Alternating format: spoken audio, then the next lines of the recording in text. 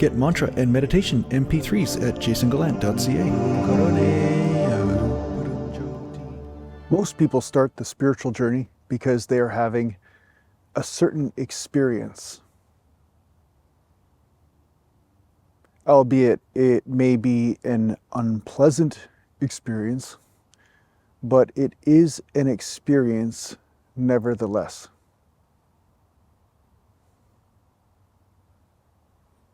But the thing that people forget or have forgotten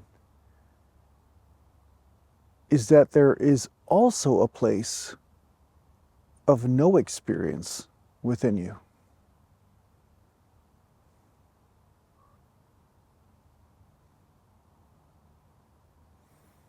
And it is the blending, or you could say balancing, of both of these aspects that lead you to freedom.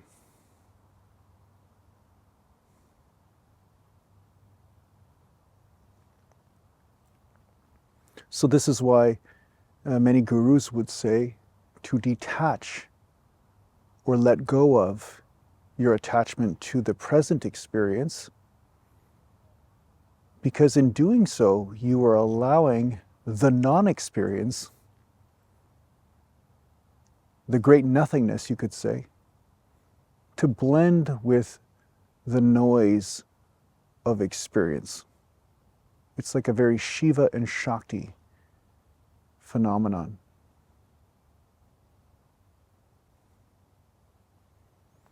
So the neat part about this is that neither is wrong or bad. Your experience is not bad. The no experience is not bad. It's just if there is a lack of one or the other, there can be disharmony.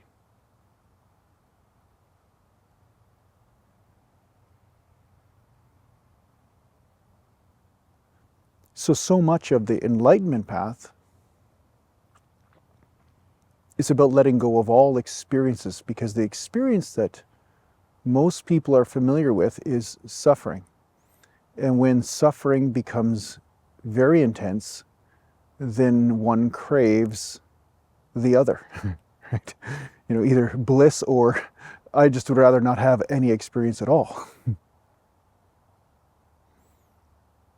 So through allowing detachment to happen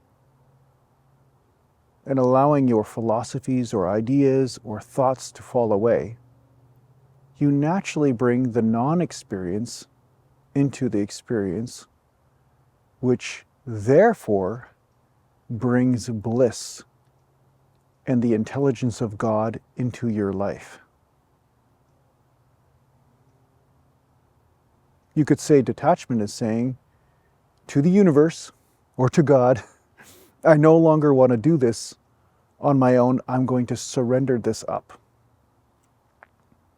I'm going to surrender this up to the divine for the great recycling, and trust that that recycling or transformation brings something better.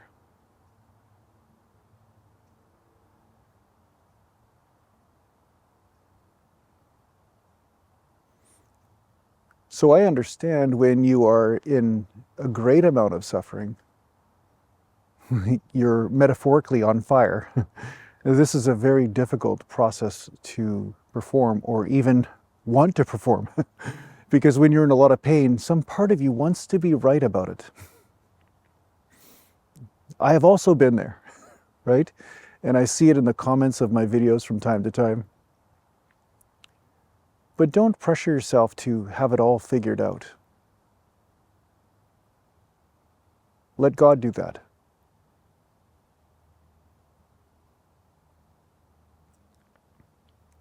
Allow yourself to release just some small part or small way of how you see something.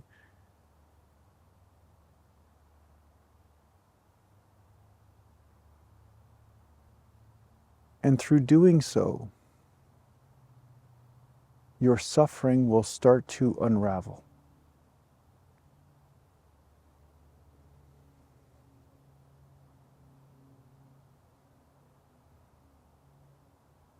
In other words, don't take your feelings too seriously and your ideas that support them.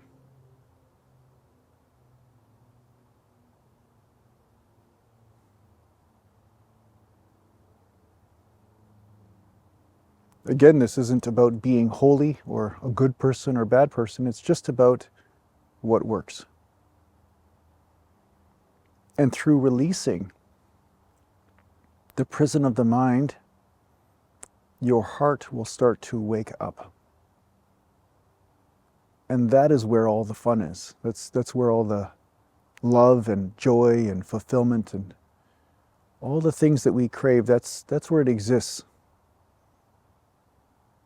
And it's also the 1-800 line to God and the divine, right? It's not a coincidence that the divine realms or realms of the many characteristics of God, they are found in the heart, not the mind.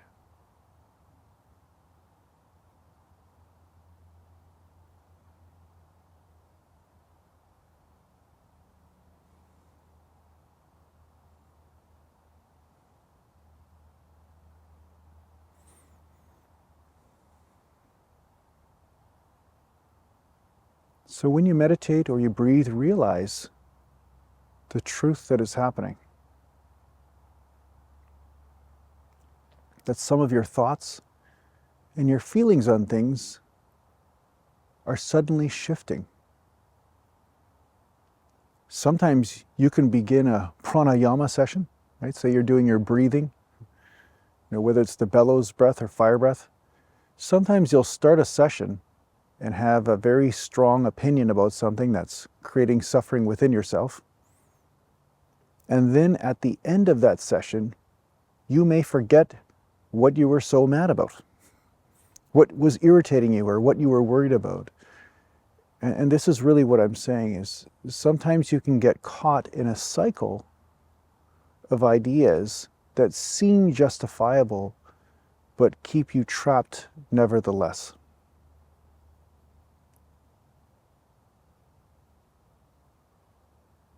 So if you experience this trap once in a while, don't worry. It's just the play of you waking up.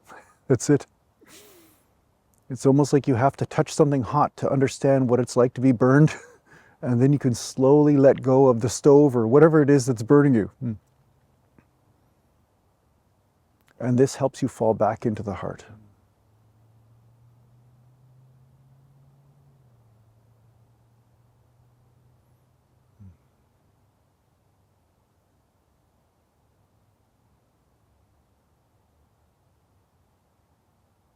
And the heart, funny enough, at first at least, is nothingness to the mind.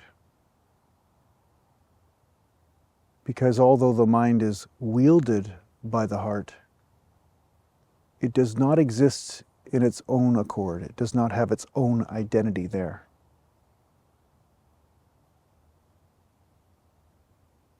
Through offering the mind as a sacrifice to the heart, then the mind of the heart, or the grand intelligence, wakes up and starts to run your life.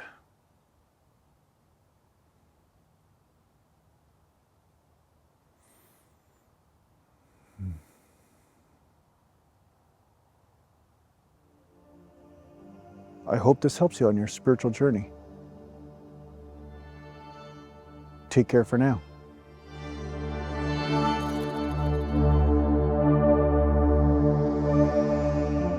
Are you interested in working with a spiritual teacher in a formal setting? Well, perhaps the Wisdom Life School is for you. If you're interested in checking out what the Wisdom Life School is all about, just go to aratima.com.